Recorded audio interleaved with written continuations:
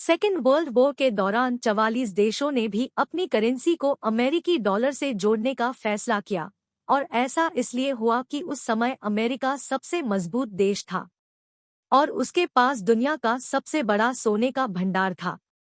इससे पहले सारे देश ट्रेड के लिए गोल्ड का इस्तेमाल करते थे। इस समझौते के बाद दूसरे देशों ने भी अपनी करेंसी को डॉलर से जोड़ लिया। अब डिजिटल पेमेंट के मामले में भारत वर्ल्ड लीडर बनने के कगार पर खड़ा है।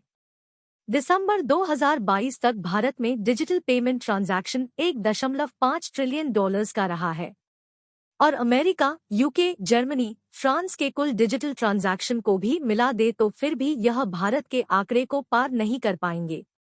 लेकिन डिजिटल पेमेंट के मामले में दुनिया के सभी देशों से आगे होने के बावजूद भी इंडियन रुपी इंटरनेशनल करेंसी नहीं है। आज भी अमेरिका का डॉलर दुनिया भर में राज करता है, लेकिन अब इंडियन रुपी भी इंटरनेशनल करेंसी बनने जा रहा है। किसी भी करेंसी को इंटरनेशनल बनने के लिए बहुत सारे फैक्टर काम करते हैं, जैसे उस देश की economic strength, government stability, financial market development, trade and investment policy, international reserve status, और इन तमाम चीजों के बाद भी डिपेंड करता है कि आप में अमेरिका से भिड़ने का कितना दम है। और यह कोशिश 2004 में रूस और चीन कर चुका है। उन्होंने ऐसा प्रस्ताव रखा था कि एक ऐसी इंटरनेशनल रिजर्व करेंसी बनाई जाए जिसे कोई भी कंट्रोल नहीं करता हो और वो एक लंबे समय तक मार्केट में टिके रहने में सक्षम हो, पर यह सफल नहीं हो पाया।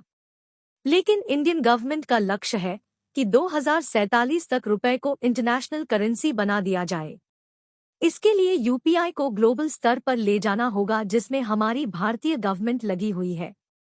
इंडियन गवर्नमेंट रुपए को इंटरनेशनल ट्रेड में बढ़ावा देने के लिए रशिया, सऊदी अरब, यूएई, इजराइल समेत 100 से ज्यादा देशों के साथ मिलकर ऐसी तकनीक पर काम कर रही है जिससे रुपए को इंटरनेशनल ट्रेड में शामिल किया जा सके।